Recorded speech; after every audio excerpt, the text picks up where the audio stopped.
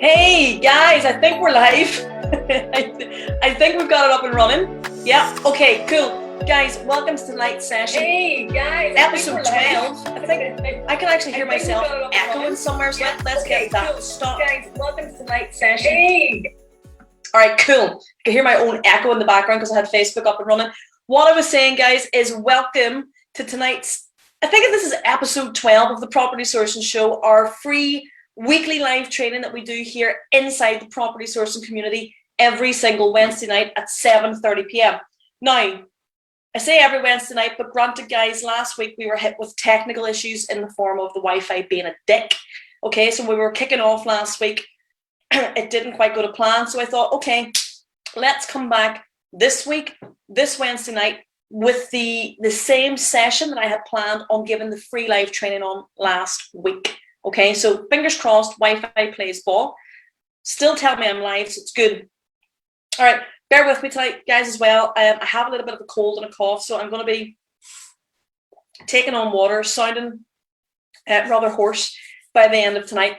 But guys, tonight's live training is centered around the perfect follow-up strategy. Okay, now that will relate to your follow-up strategy with investors, your follow-up strategy with JV partners, and property deal leads. Okay, so this is not just the perfect follow-up strategy for just investment, or the perfect follow-up strategy for just property deals. This is an all-round perfect follow-up strategy for either or, and there are two ways in which you can do it for investment and for the properties. Okay, I have said it in all my posts, guys. I've said it in all my lives. I basically said any opportunity that I get, having a bulletproof follow-up strategy with either investors or deals is absolutely vital within your property business, guys. It's vital within your property business.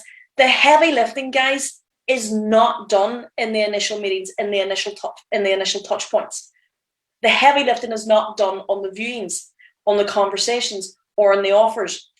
The heavy lifting, guys, the needle moving is done in the back end. And the back end in your property business is a robust follow-up system that you really should have in place. So guys, listen, if you do not have a robust follow-up system in your property business, I cannot tell you the amount of money that you're potentially leaving on the table. That's a fact. Okay, so the best property sourcers that you see out there right now, I'll guarantee you they are masters of follow-up. Okay, the property investors, excuse me, that you see out there right now, securing funds, securing yet another project, securing yet more funds, let me assure you, they are masters of follow-up. Now, last week I secured my next development project. Okay, now it was 5 weeks from I initially put forward my best and final offer. Okay, it had been several weeks again prior to that when I put my initial offer in, but it was 5 weeks from I put my initial, my best and final offer in. Okay, so for 5 weeks after that, and by the way, 5 weeks is really like a nanosecond in property. For 5 weeks, the vendor ghosted me and the agent. That didn't deter me. Every week, twice a week, I would follow up. Once via telephone, once via email. Okay, had I have stepped back and played mind games, by also becoming pretty elusive, I'm certain I wouldn't have secured that deal. But I did secure the deal by relentlessly following up. I was front and center when the vendor eventually decided to make a decision. So keep these things in mind, guys, as we bust through tonight's live training. Remember, guys, the entire premise, the absolute reason I run these free live trainings inside the community every week is to provide bite-sized, but more importantly, actionable information that you can take forward and implement today. Okay, remember that the power, guys, is not in the knowledge, it's absolutely in the implementation. So with that in mind, guys, let's dive right into tonight's training. I usually have some slides prepared, but I've nothing prepared tonight. Right, tonight, guys, I want to talk you through how to maximize every last lead you get, whether that is an investor or a deal lead, in order to generate more sourcing fees in your sourcing business, or to raise more investment for your property projects. Okay, now this really is an area, guys, that I could talk to you all night on. It's an area that I could spend a lot of time on. I could go really deep on this topic, but given that the live sessions are aimed to be bite-sized, they're aimed to be actionable, instead what I'm going to do tonight is give you guys a broad overview on how you can maximize every single lead, okay, to ensure that you either A, raise more investment, onboard more investors, or B, secure more deals, have more offers accepted, and ultimately increase your wealth and the wealth of your investors, because ultimately that is what we all funnel into the property industry for. You ask most people why they have become involved in property, it will be to increase their wealth. So I'm going to talk you through the perfect follow-up strategy tonight that ultimately in time will allow you to do this. Now, it's really important, guys, to keep in mind for the sake of tonight's training that if you are following up, then it's either with potential investors or property deals that you have had some previous interaction, communication, or touch point with. Okay, the fact that it's a follow-up suggests that there had been a previous interaction. Okay, and if it's with an investor or with a property, then we can assume that your follow-up means that your initial touch points didn't lead to them being onboarded as a client, or if it's a property deal, your offer was not accepted. Now, let's focus on potential investors and JV partner leads to begin with. And you have a few ways to do this follow-up process, guys, okay? So you'll have email, you'll have messenger on Facebook, you'll have phone calls, you'll have texts, to name but a few, plus all the other social media channels, LinkedIn, Instagram, maybe not TikTok. No, not TikTok. Excuse me. Those channels, guys, are pretty much the main 4 routes of follow-up with investor prospects. And I'll touch on all 4, but a little inside hack that I feel a lot of people are missing out on when they're using the email follow-up systems. And actually not a lot of people know about this, and not a lot of people are doing it, leaving mass amounts of money on the table. If you are sending, guys, a weekly, bi-weekly, monthly, whatever, newsletter to your investor list, side note to that, by the way, if you are not sending a regular newsletter to your investor list, why the fuck not? If you're watching this in the live right now, let me know in the comments. Just put newsletter if you are currently sending your investor database, whether it's 5 investors or 500. Put newsletter in the comments if you are actively sending out a regular newsletter.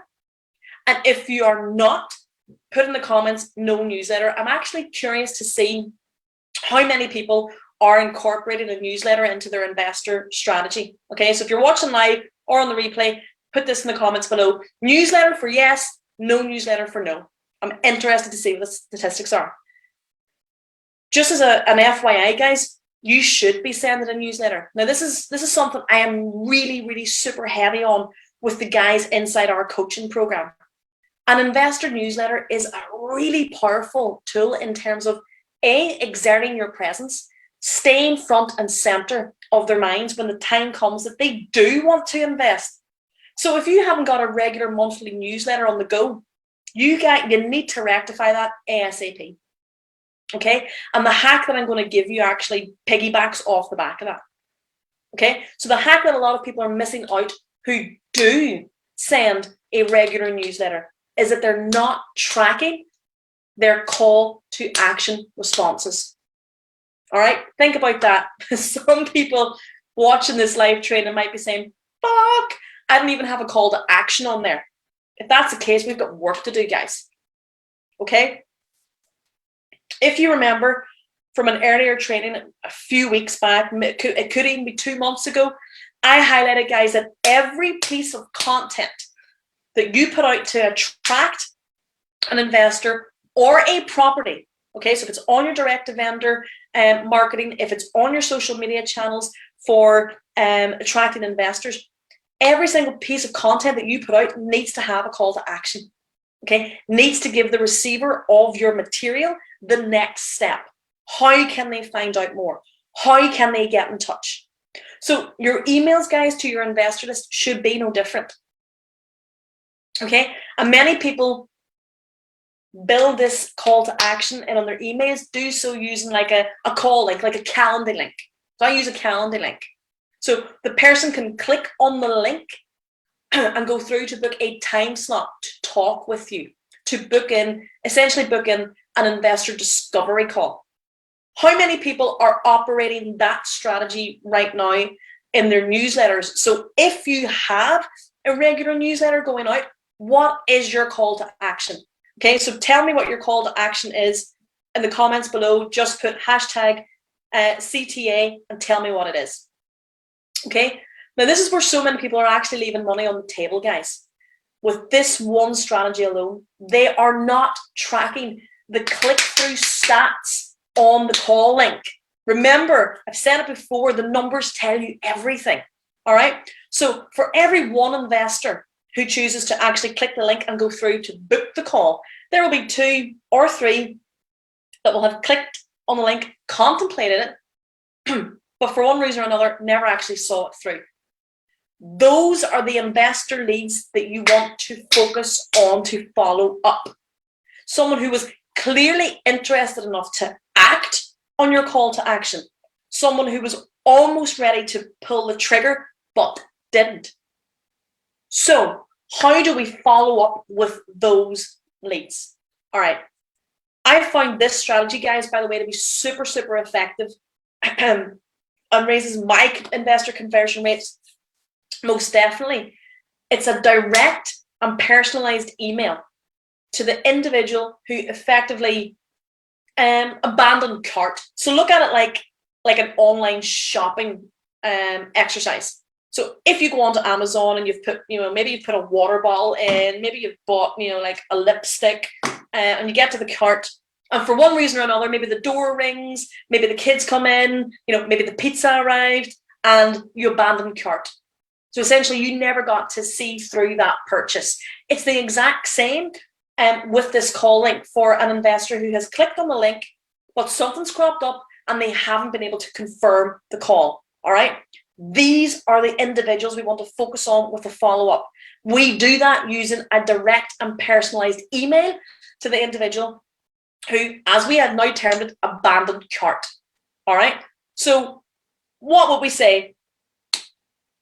Hi, John. I hope it's well. I hope all's well. It's been a while since we last spoke. How have things been moving along for you in terms of investment since we last touched base? I noticed that you had considered booking a discovery call with me recently, but you didn't confirm it. Why don't we grab a call Thursday of this week? What works best for you? Thursday 10 a.m. or Thursday 1 p.m.? How simple is that, guys? Now, 2 things to note here. You are subtle with your approach, but you're also inadvertently firm with it by saying, let's do Thursday. Here's 2 options to choose from. Pick one. All right. So it's subtle assertion. Subtle assertion. Now, water. I would actually go a step further here, guys.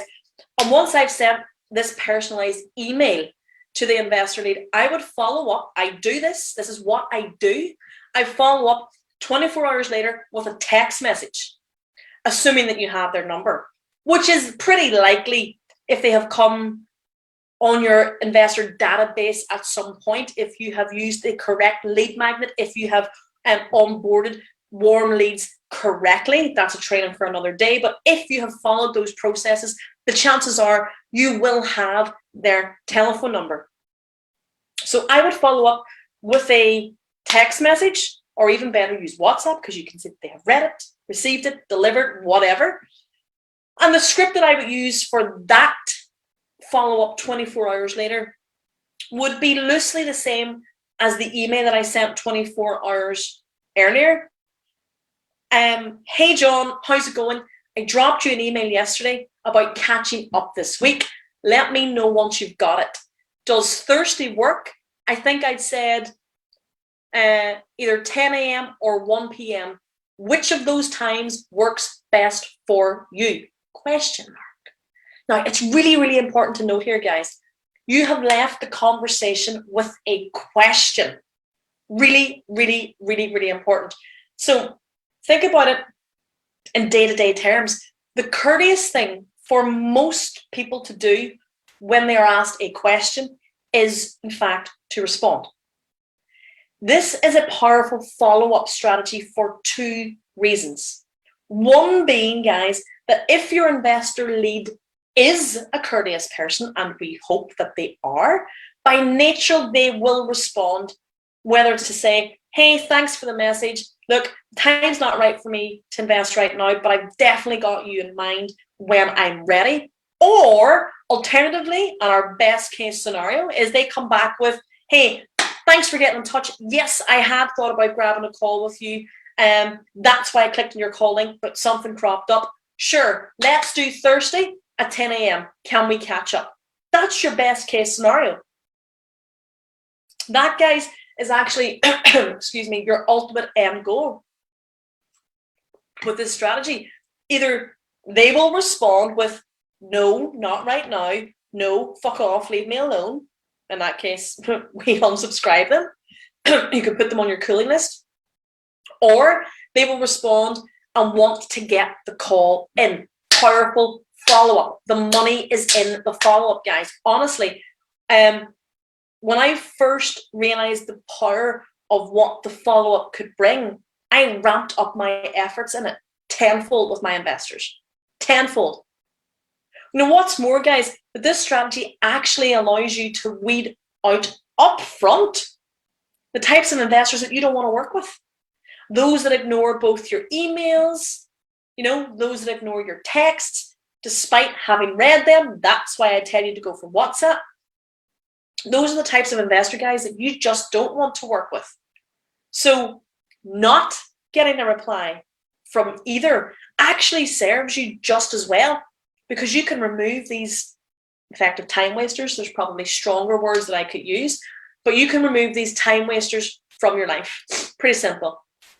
So to summarize this one, guys, ensure first and foremost that you do have a regular investor newsletter in place. I can't emphasize that enough. Okay? Ensure that you do have a call to action to book the next step with you, whether that is a call, whether that is a Zoom, whether that is a face-to-face. Make sure that you have a call to action on the content that you put out there, specifically your regular newsletters, okay? On that newsletter, insert a call booking link, something like Calendly. I'm sure there's a million other ones out there. I use Calendly, and I use it through my email provider of MailerLite, which allows us to track the numbers.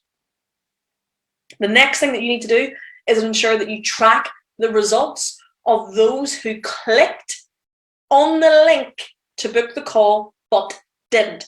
They are your low-hanging fruit investor leads.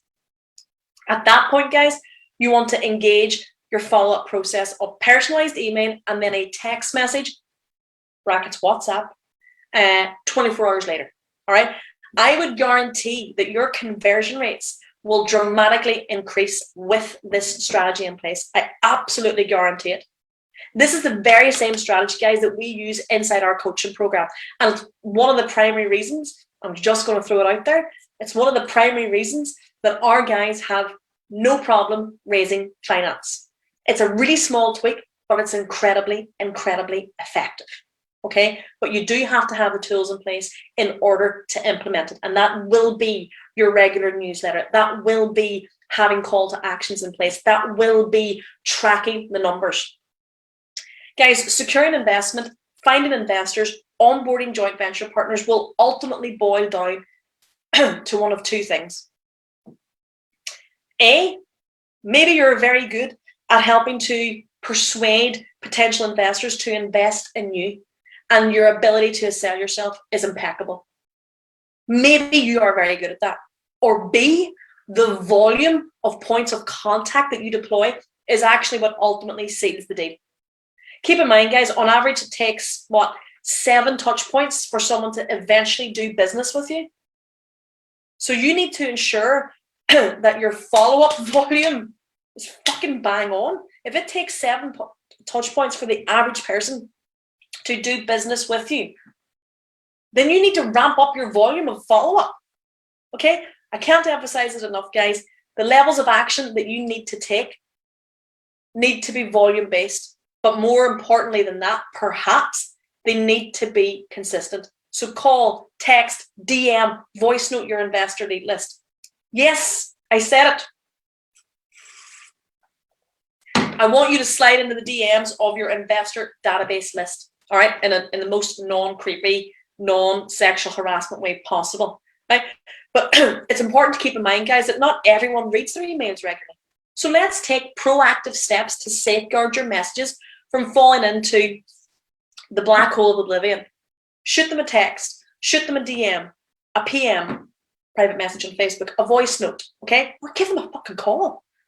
Like, let's go back old school, give them a call. Now, yes, you should, of course, continue to push out your regular newsletter via email, but don't be afraid to pick up the phone and talk. This is so important, guys. And a few people actually execute this really, really well. And the ones that do, guys, by the way, are the ones that can raise investor finance easily. Food for thought.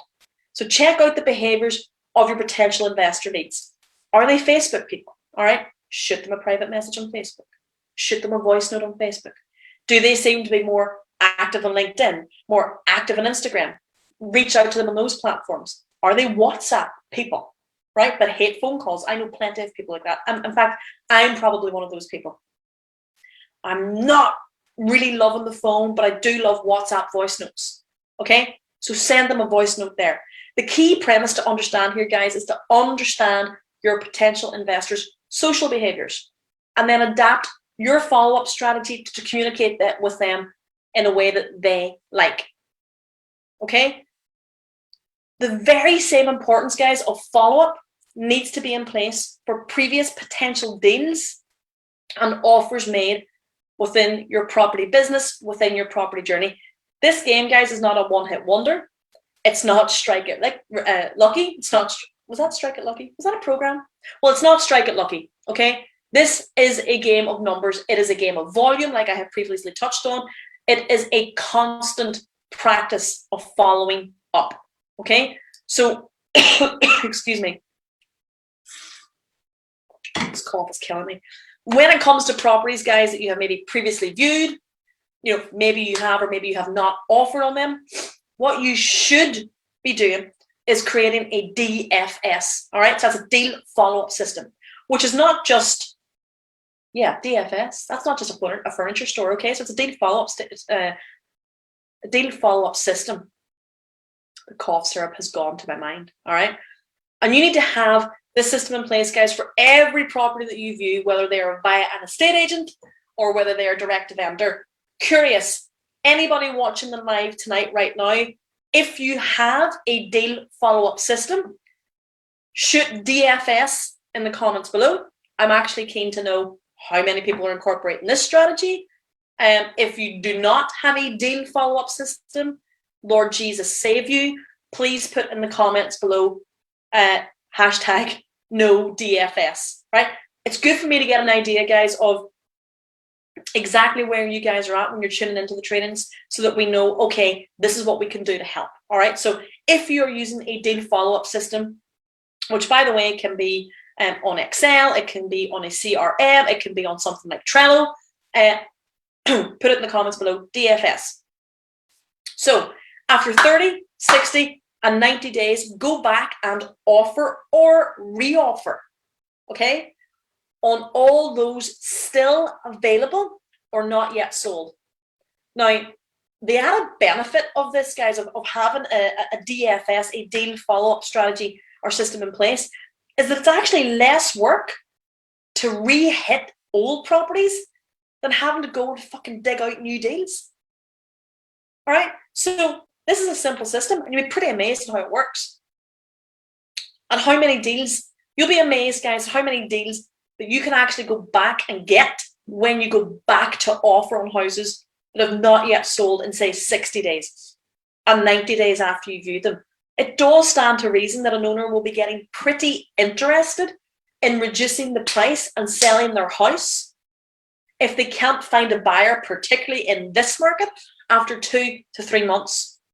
So following this follow-up system, guys, will really, really, really improve your deal sourcing success, all right? And you will, over time, get discounted property deals. But the main component to this follow-up strategy, again, boils back to consistency. And this is where so many people fuck it up, all right?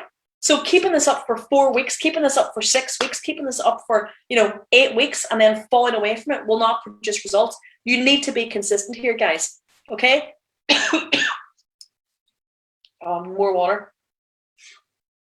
The second benefit, guys, is that you're actually able to analyze your ratios to improve your deal sourcing success and ultimately improve your business performance, right? So the 2 key ratios that you want to be looking at with your DFS or deal follow-up system are the ratio of viewings attended to offers made. Okay, so how many viewings did you go on this week versus how many offers of those viewings did you do? All right. The second ratio that you can hone in on with the deal follow-up system is how many offers made convert to deals accepted. So the more that you track this, the more you'll actually be able to fine-tune where you're going wrong. Maybe you are earmarking properties that really just don't fit your strategy just to get a viewing in, but you never end up offering.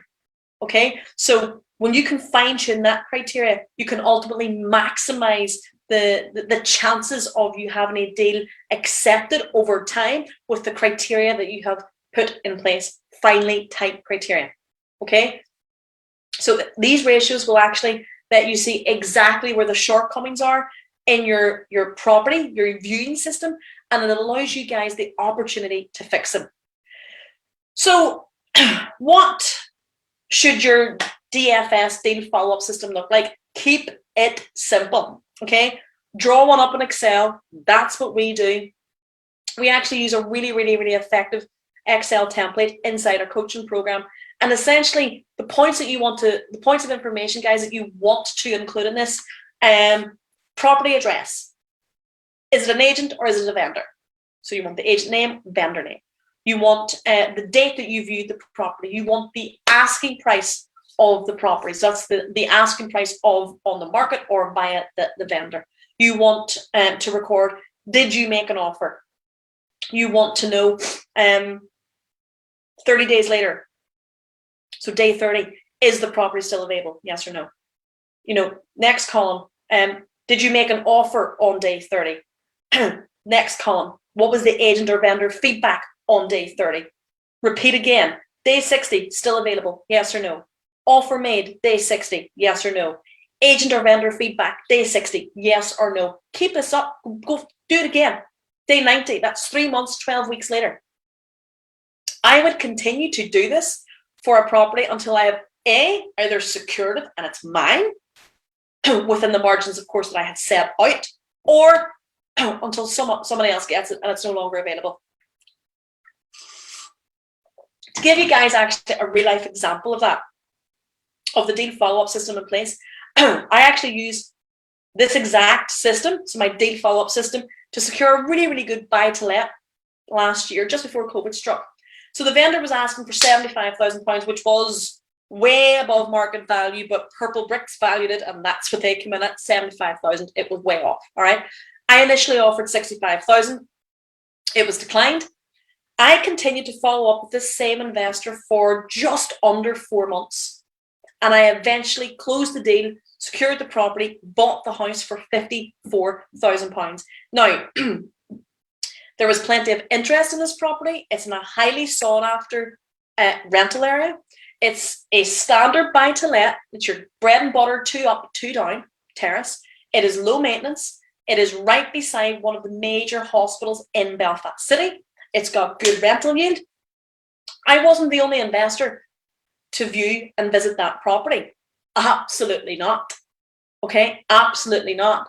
But I would bet my money that I was the only investor who, despite having several offers rejected, continued with a relentless follow-up system. Day 30, day 60, day 90, feedback, day 30 feedback, day 60 feedback, day 90 feedback. All right? It was 100%, it was the relentless follow-up system that I had in place, that I was the first to know when the vendor's circumstances changed and he was ready to accept a discounted offer in exchange for a fast completion.